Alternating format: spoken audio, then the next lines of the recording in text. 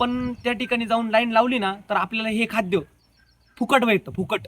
हे काय करते, बारीक पोराला खाऊ घालतीने. आपण काय करतो, आपल्या कोंबड्याला फेकतो. हे बा फेकलं ना लगेच सुरुवात. हे गावठी कोंबडी ही काहीच खर्चातली नाही. अंडे हे विकणं थोडं क्रिटिकल आणि डिफिकल्ट जातं. तुमची ओळख सांगा. माझे नाव वेदांत पंडित जाधव, राहणार शेणी, तालुका इगतपुरी, जिल्हा नाशिक.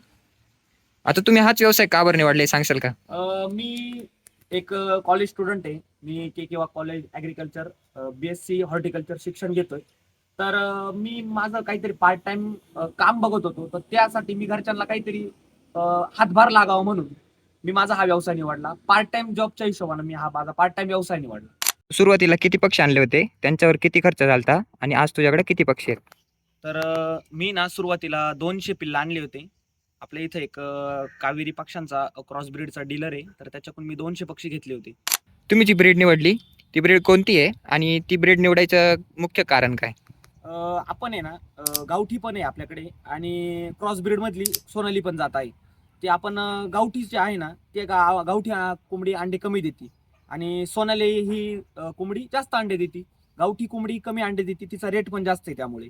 आणि सोनाली ही कोंबडी आहे ना, ही कोंबडी जास्त अंडे देते आणि तिचा रेट पण कमी आहे. गावठीचा रेट जास्त असल्यामुळे आपल्याकडे रुरल एरियातले लोक आहे, त्याच्यामुळे आपल्याकडे कमी रेटवाले अंडे मागणी जास्त आहे. त्याच्यामुळे गावठी कोंबडीचा अंडे जास्त असल्यामुळे ते कस्टमर नसल्यामुळे आपण ती कोंबड्या कमी पाळल्या आणि सोनाली जातीच्या जास्त कोंबड्या पाळल्या. त्या कोंबड्याचा आपल्याला जास्त मागणी, जे आपल्या खेड्याकडचे लोक आहे त्यांना थोडं स्वस्त पाहिजे. आता तुम्ही शेड बनवताना काही विशिष्ट पद्धत वापरली आहे किंवा त्यावर किती खर्च झालाय? तर शेडचं असं आहे, शेड हे ना आपल्याला कोंबडीच्या जातीनुसार आपल्याला शेडचं गरज पडते. तर प्युअर गावठी कोंबडी काय तिला काही गरज पडत नाही एवढी शेडची. ती कुठं बी आपली उखोड्यावर आहे, मातीत खेळ, इकडं बाहेर हिंड. तर आपण प्युअर गावठी पाळायची ना, प्युअर गावठी जर पाळायची ना तर तिच्यासाठी एवढं शेड काय नसलं, जाळीसारखं एक छोटंसं उखुरडा असला, खुरडा असला तर ते तेवढ्यासाठी बस होऊन जातं. पण आपल्याला जर क्रॉस ब्रीड पाळायची तर क्रॉस ब्रीड ही कोंबडी ॲग्रेसिव्ह नसते. ती आपली मंद बदक, एकदम डोक्या नसलेली कोंबडी, ती काय आपली मोकार खाणार आणि नुसती मोकार झोपणार. तिला शेडच लागत.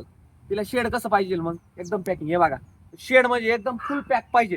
डायरेक्ट तिथून मधून एक कोणता ॲनिमल आला पाहिजे नाही, म्हणजे कोणताच कुक्कुटपालनातील घातक प्राणी हा, मग तो कुत्रा असो, मुंगूस असो, चिचुंद्रे असो, उंदीर असो, साप असो, या प्राणी आपल्या शेडमध्ये घुसताच कामा नये. जर आपल्याला क्रॉस ब्रीड पाळायची तर हे कोणतेच प्राणी आपल्या शेडमध्ये घुसता कामा नये. तर आपलं ते शेड महत्वाचं, त्या शेडची रिक्वायरमेंट आहे आपल्याला. मग त्यासाठी किती खर्च येतो अंदाजन? मिनिमम 50,000, म्हणजे जास्तीत जास्त किती बी येऊ शकतो. म्हणजे एखादं म्हणलं मला लई ब्रँड बनवायचं आहे, मी लई जाळी भारी टाकीतो, मग मी ब्रँडेडच मालावाला बोलवतो, ब्रँडेड पडदी भरितो, मग तो त्याच्या हिशोबानं तो त्याचा खर्च राहील. पण कमीत कमी आपल्याला 50,000 रुपये खर्च येतो, स्वस्तात मस्त एकदम भारी. आता मागच्या वेळेस आम्ही तुमचा एक व्हिडिओ घेतला होता, त्यामध्ये तुम्ही सांगितलं होतं की तुम्हाला पक्षाला दिवसाचा खर्च 1 रुपया आहे. तर मी ती व्हिडिओ जेव्हा अपलोड केली तर प्रत्येक प्रेक्षकाचं काय म्हणणं होतं की 1 रुपया खर्च म्हणजे शक्य नाही. आता तुम्ही याचं मला नक्कीच सांगा की तुम्हाला 1 रुपया खर्च कसं काय येतो? 1 रुपया हा खर्च शक्य नाही असं कोण म्हणतं? कसं म्हणतं 1 रुपया शक्य नाही? केलं ना सगळं होतं. जुगाड करायला लागत, त्याच्यासाठी व्यवस्थित आपल्याला नियोजन बनवायला लागतं. सुरुवातीला प्रत्येक जणाला हा खर्च कसा कमी करायचा याची माहिती नसते. त्याच्यामुळे मी तुमच्या चॅनलच्या माध्यमातून सगळ्या प्रेक्षकांना सांगू इच्छितो, 1 रुपया हा खर्च आहे ना 100% 1 रुपयात हा कोंबडी जगतीच एक दिवसाला. ते कसं माहिती आहे का, इकडे बघा, हे बघा, हे जे आहे ना हे सगळं वेस्टेज आहे. हे सगळं वेस्टेज आहे. हे माणूस जे खातो ना ते माणसाने फेकून दिलेलं राहतं. जे माणसाचे खाद्यपदार्थ उरतात ना ते मी घेऊन येतो. कुठून? आपले हॉस्टेलचे जे खाद्यपदार्थ आहे, त्यानंतर हॉटेलचं जे वेस्टेज उरतं ते, त्याच्यानंतर वेगवेगळ्या प्रकारच्या हॉस्पिटल आहे त्या ठिकाणी वेस्टेज उरतं. ते वेस्टेज त्या ठिकाणी आपण लाईन लावली पाहिजे. आपण त्या ठिकाणी जाऊन लाईन लावली ना तर आपल्याला हे खाद्य फुकट भेटतं, फुकट. 1 रुपया सुद्धा खर्च येत नाही. फक्त खर्च कशाचा येतो? हे खाद्य घेऊन येण्याचा. तर घेऊन येण्यासाठी मला महिन्याला 500 रुपये लागत आहे. हे खाद्य घेऊन यायला 500 रुपये लागत आहे आणि 1200 रुपयाची गोण घेतो मी खाद्याची. ते 1200 आणि प्लस 500 1700 रुपये. 1700 भागिले 30 म्हणजे किती रुपये? 50 ते 60 रुपये. 60 रुपये हा आपल्याला दिवसाला खर्च हा येतो. माझ्याकडे कोंबड्या आहे 100. 60 रुपये मला 100 कोंबड्याला खर्च येतो. कोण म्हणतं 1 रुपया खर्च येत नाही? कसं काय म्हणतं 1 रुपया खर्च येत नाही? आणि आजच्यापेक्षा अजून एक जुगाड आहे आपल्याकडे. याच्यापेक्षा व्यतिरिक्त अजून कार्यक्रम वाजू शकतो आपला. 1200 रुपयाची गोण 1000 रुपयाला पण भेटू शकते. प्रत्येक ठिकाणी प्रत्येक गावात 5-6 बॉयलर फार्मवाले राहतात.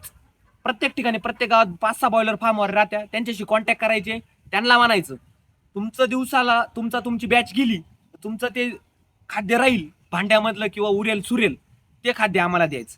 ते व्यवस्थित सॅनिटाईज करून घ्यायचं आणि ते आपल्या कोंबड्यांना 100% चालणार. ते खाद्य आपल्याला 2000ची गोण आणा, एकूण 3000ची गोण आणा, हे करीत नाही बसायचं. कारण कॉन्टॅक्ट होऊ द्या ना, तुमचं वेळ जा ना, थोडासा वेळ द्या. इकडं कॉन्टॅक्ट करा, तिकडं कॉन्टॅक्ट करा. सगळ्या पूर्ण बॉयलर फार्मवाले कॉन्टॅक्ट करायचे. सगळ्यांना सांगायचं ए भाऊ उरलं ना मला देऊन टाक. सगळ्यांना कॉन्टॅक्ट करा.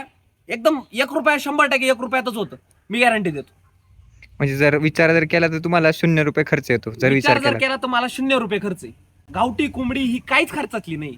बॉयलर सारखं नाही, तिला रोज खाद्यच घातलं पाहिजे. मोकळी सोडली हिंडली फुकाट, काहीच खर्च नाही. किडे मुडे मुंग्या बिंग्या खाते, सगळं काही खातं. तिला 1 रुपया खर्च येत नाही. लोकांचा हा एकदम भरम झालाय, वेडेपणा आहे हा सगळा. रुपया खर्च न करता कोंबड्या पाळता येते. अजून तुझ्याकडे काही जुगाड आहे का दुसरं? लोक काय करतात माहितीये का सर, हे जेव्हा इकडे पहा, हे कोंबड्यांतला आपण खायला टाकतो. हा भात आहे का नाही, याच्यात वेगवेगळ्या प्रकारच्या एनर्जी, प्रोटीन, वेगवेगळ्या fat, carbohydrate, calcium, iron, vitamin, thiamine, वेगवेगळ्या प्रकारचं जे माहित नाही आपल्याला ते सगळं याच्यात. लोक काय करते, हे फिकून देते. हे ना बारीक बारीक पोरांना आहे ना याच्यामध्ये वाटलं, बारीक पोरांना खाऊ घालती नाही. आपण काय करतो, आपल्या कोंबड्याला फिकतो. हे बा इकडं कंस आहे, हे कंसाचं आहे ना, हे कंस आपण काय करतो असे चुरगळा मुरगळा करायचे फिकून द्यायचे. हे सगळं वेस्टेज, आपल्या सगळ्या कोंबड्या वेस्टेज खाते. हे बा हे तुम्हाला दाखवतो. हे बा हे फेकलं ना लगेच सुरुवात. हे सगळं वेस्टेज, हे फुकाट भेटलेलं आहे आपल्याला. हा माल सगळा फुकाट भेटला. हे बा हा माल आहे ना, हा माल सगळा फुकाटचा आहे. हे सगळं फुकाट कोंबड्या वाढत आहे आपल्या. तिकडे बघा सगळं भेटलेलं आहे खायला. त्याला काहीच वेळ नाही लागत. पूर्ण ज्या कोंबड्या ना ते आपल्या 1 रुपयानं खर्च करता वाढवता येते. फक्त आपल्याला लाईन लावते याला पाहिजे. लोक म्हणते 1 रुपयात होत नाही. कसं काय होत नाही? आपण जर लाईन लावली ना तर 100% होईल. आपण आपली लाईन लावायची आणि आपलं मार्केट तयार करायचं. आता तुझा महिन्याचा इन्कम किती आहे याच्यातून? मला महिन्याला सरासरी 10 ते 15 हजार रुपये 100 कोंबड्यांमागं. मी महिन्याला आहे ना 50 कोंबड्या माझ्या सेलसाठी तयारच राहते दर महिन्याला. माझ्याकडं तुम्ही माझी व्हिडिओ पण बघितली असं, माझ्याकडं मशीन आहे, इन्क्युबेटर आहे. तर मी त्या इन्क्युबेटरमधून नाही काही महिन्याला आहे ना 100 पिल्लं तयार करतो. 100मधून 5-50 विकून टाकतो, परत 5-50 ठेवतो, त्याच्यातून परत अंडे काढतो. परत त्या अंड्यांमधून मी माझी पिल्लं तयार करतो, घरगुती माझी पिल्लं तयार करतो. मला पिल्लांना खर्च येत नाही, मला खाद्याला खर्च येत नाही. मी पिल्लं घरगुती काढतो, घरगुती पिल्लं तयार करतो, मोठे करतो. मोठे केल्यानंतर डायरेक्ट खाटकालाच विकून टाकतो, ठेवत नाही. अंडे काढत नाही. अंडे काढाय काय होतं माहिती आहे का, अंडे काढायला वेळ जास्त जातो. अंडे काढा, परत ते विकायण्या, त्यांना खाद्य घाला. अंड्याला खाद्य जास्त लागत, जे आहे ते आहे. लोक सांगते नाही, मी सांगतो. अंड्याला खाद्य जास्त लागतं, अंडे काढाय वेळ लागतो. ते खाद्य काढा, अंडे काढा, खाद्य घाला, अंडे काढा, अंडे विकायण्या. त्या वेळ नसल्यामुळं आपण काय करायचं, आता मी कॉलेज स्टुडंट आहे, मोठे करायचे 4-5 एक महिन्यात मोठे करायचे, आणायचे, मोठे केले का विकून टाकायचे, आपले पैसे मोकळे करून घ्यायचे, विषय संपून टाकायचे. एक पक्षाची म्हणजे किंमत किती भेटते तुम्हाला? मला कोंबडी सरासरी आपल्या सिटी एरियामध्ये 400 रुपये कोंबडी जाती. आणि कोंबडा हा सरासरी 800-900 रुपयापर्यंत, जसा कोंबडा असेल तसा जातो. सरासरी मला महिन्याला 50 जरी विकले तरी मला 10-15 हजार रुपये नफा मावाला मोकळा निघून जातो. सगळा खर्च जाऊन जाऊन मला 10-15 हजार रुपये मावले मोकळे निघून राहते. मला काही टेन्शन नाही, काही नाही. सकाळी 1 तास काम, संध्याकाळी 1 तास काम. आता म्हणजे तुमचा पुढे विचार आहे का काय वाढवायचा? माझा विचार आहे. माझा आता कॉलेज संपल्यानंतर आहे ना, माझा विचार आहे, मी आता सुरुवातीला माझ्याकडे 100 पाळतोय ना, मी आता हळूहळू 500 पर्यंत नेणार आहे. 500 सरासरी मावाला टार्गेट राहणार आहे. 500 पाळायचे, 200, 100, 200 महिन्याला काढीत राहायचे, टाकीत राहायचे. पिल्लं टाकायचे, मोठे करायचे, विकायचे, परत पिल्लं टाकायचे, मोठे करायचे. म्हणजे बॅच गेल्यानंतर बॅच चालू राहिली पाहिजे. रोटेशन दर महिन्याला. आता आपलं मध्ये एक पिंजरा आहे, तर पिंजऱ्यामध्ये आपल्याला काय करायचं, पहिल्या दिवसाचं पिल्लं टाकलं ना तर इकडं हा पिल्लू 2-3 महिन्याचा झालेला राहतो. हा 5-6 महिन्यापर्यंत मधल्या पिंजरातला पिल्लू हा आपल्या महिन्याचा होतो. परत पिंजऱ्यातला बाहेर काढायचा मोकळ्यामध्ये, महिन्याचा झाला का परत तो पुढचा राहतो 5-6 महिन्याचा, 5-1 महिन्याचा, तो लगेच विकून टाकायचा. हा महिन्याचा होतो, परत दुसरा आणायचा. म्हणजे असं रोटेशन चालू ठेवायचं, जेणेकरून आपला हा महिन्याचा जो हे राहील ना पैसा खेळता राहील.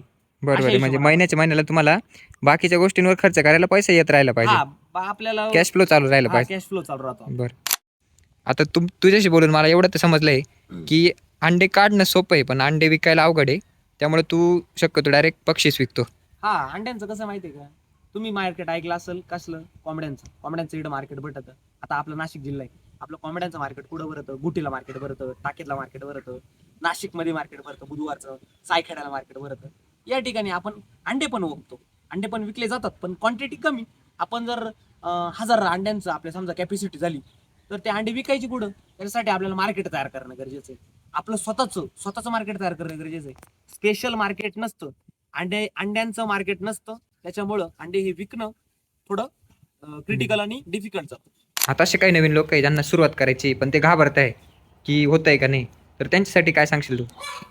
त्यांच्यासाठी मी एवढंच सांगेल का त्यांनी जर आपल्या कुक्कुटपालनाच्या व्यवसायामध्ये घुसायचंय तर पूर्ण माहिती घेऊन घुसा.